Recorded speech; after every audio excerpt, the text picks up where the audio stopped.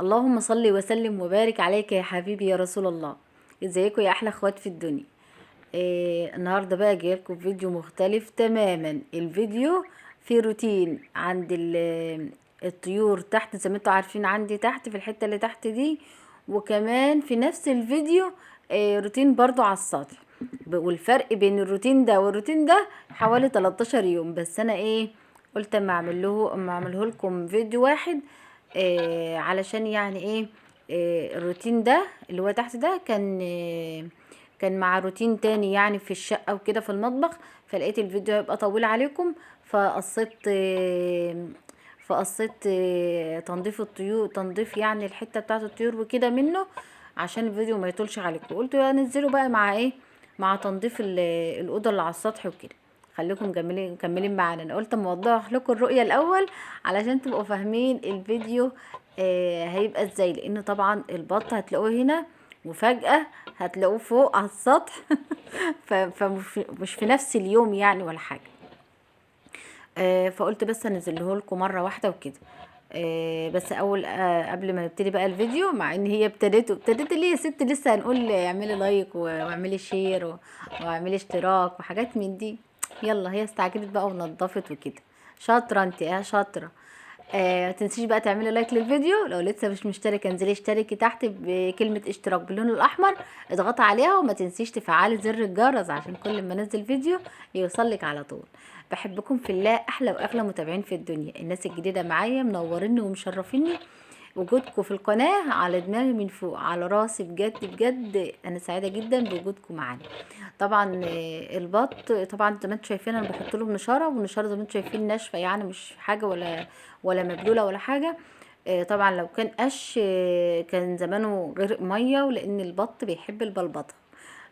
فكده خلاص يعني بتكنس بكل سهوله، يعني ما فيهاش اي تعب ولا حاجه. فالنشاره احسن بكتير.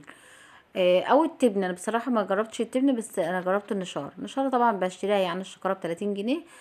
كنا من فتره من سنتين 3 كنا بنشتري الشكاره ب5 جنيه. مش هتيجي على النشاره يعني، كل حاجه غلت وكل حاجه بقت في السما. فالحمد لله على كل شيء. طبعا ما تبصوش للاكلوك بتاعي، الاكلوك بتاعي محدش يبصيله. الدنيا كانت يومها برد جدا. كان يومها بقى حاجه صعبه. غير بقى اليوم اللي هتلاقوه على السطوح فوق. يعني السطح كان فوق كان شمس وكل حاجه، بس ده طبعا ده في يوم، والسطوح كان في يوم تاني خالص. حتى هتلاقوا برضو حجم البط اختلف يعني. طبعا دول البطتين اللي عندي هم قليلين، بس الحمد لله، بس ربنا يبارك فيهم. بس احسن من الصدمه بقى اللي انا هقول لكم عليها دلوقتي في الفراخ. حطيت بقى النشاره بقى الجديده كده، وظبطت لهم الدنيا، واحط لهم الاكل بتاعهم والميه واظبط لهم الدنيا. لازم مواعيد الميه تتغسل كل يوم يا جماعه وتتنضف. دي احسن حاجه يعني. طبعا الحاجات التانية اللي متغطيه عليها دي حاجات جوزي، بس انا في الوقت الحالي حشتها. وهوريكم حشتها ونظمتها. شوفوا بقى دخلت على الفراخ. الفراخ دي بقالها 3 ايام. لقيت الفرخ مكومين عليه كده، وفرخ بيفرفر. فقلت ده مات، فحطيته على الكرتونه كده في جنب. وما نضفت الخزانه الصغيره ديتي. هنضفها لهم بقى واظبطها لهم وكده. كنت جايبه الفراخ دي كان 58 فرخ ب200 جنيه. فراخ فيومي وفراخ بلدي. نضفتها لهم وحطيت لهم نشاره جديده، وجيت ابص لقيت الفرخ بقى قايم لي كده يعني قلت جايزه يطلع في الروح بقى وترد في الروح وكده بس لا حول ولا قوه الا بالله، توفى الى رحمه الله الحمد لله. ده بقى في يوم تاني خالص. يعني بين اليوم اللي انا منضفه فيه تحت وده حوالي 13 يوم. حتى تلاقوا شوفوا الجو حلو ازاي وشمس ازاي، ومانيش لابسه لا كلوك ولا حاجه يعني. والجو كان حلو جدا. كان نفسي اقعد شويه على السطح، بس بصراحه ما عرفتش يعني، كنت اتاخرت وكنت عايزه انزل اعمل غدا وكده. شوفوا بقى الاوضه بتاعتي، انا طبعا وريتها لكم قبل كده، بس جوزي بقى قبل ما يمشي قلت له لا استنى، لازم تعمل لي اللمبه وتنظم لي الدنيا الاول، عشان في حاجات بعرف اعملها وحاجات ما اعرفش اعملها. زي الكهربا كده انا بخاف منها وما برضاش العب فيها بصراحه يعني. فعملها لي. فقلت لا، انا كنت هحطها على الحديده دي. فقلت لا، لازم انضفها الاول عشان فيها حته سلكه كده وربيه عنكبوت وكده. قلت اما انضف الاول وخلاص. تمام كده تمام. هحوش بقى احوش بقى الستار اللي انا كنت عاملاها ده، عاملاها بقى من زمان عشان تعرفوا بقى ان انا كنت ست شاطره وكنت بربي. ها، مانيش اول مره اربي يعني وكده، أنا كنت ست شاطره. صح، شاطره يا سمسم. متنسيش بقى تعملي لايك للفيديو واشتركي في القناه بتاعتنا، ان شاء الله هيبقى فيها جديد في جديد، وهتبقى جميله جدا بوجودكم معانا. آه، بصوا عامله ازاي الارضيه بصراحه، يعني كانت ناشفه بقى وطفحتني الدم. وطبعا كانت هي يعني ايه، بينها بقى بقالها فتره مفيش حد طلع لها.